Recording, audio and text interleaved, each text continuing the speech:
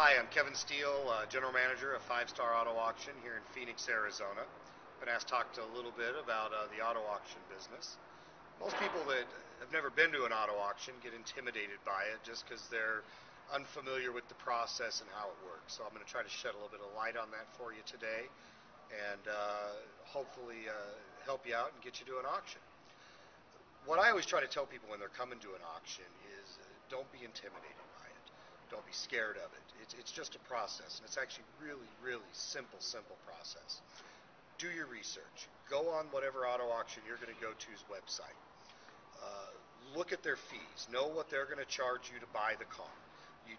They have to charge you tax. They don't have a choice. They're a business in the United States. They have to charge you tax. Understand what their fees are and what percentage that's going to raise the price of the vehicle you're looking at. Look through their pictures they have. Pick 5 or 6 cars. Never pick one car. Pick 5 or 6 different cars. Once you've picked your cars, go online. Do your research. Go to kbb.com. Go to notaguide.com. There's a wealth of free information out there right at your fingertips on the internet. Know your low blue book and your high blue book. On each of those cars, I always tell people make a little list of what cars you're looking at. You know, the year, make, model, so on and so forth. Go on, do your research, know your high blue book, know your low blue book, and then know what you're willing to spend on that vehicle. Add in the fees that the auction company is going to charge you. And then from that math right there alone, now you have a good idea of what you're willing to spend on that vehicle.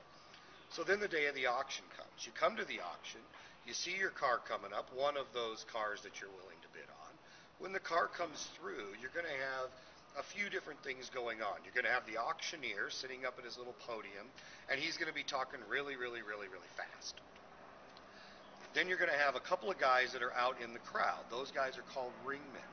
What those guys do are they take the bids from the customers. Really look for those guys, not so much the auctioneer. The ringman will kind of tell you what the price of that car is at any given time if you can't follow the auctioneer. So find yourself a ringman, let him know you're interested in bidding on that car. And then when the time comes, raise your thing to 500 to 600 to 700 to 800. But like I said, know your limit. If it gets to $1,000, remember, you're going to have to pay the auction fees on top of that.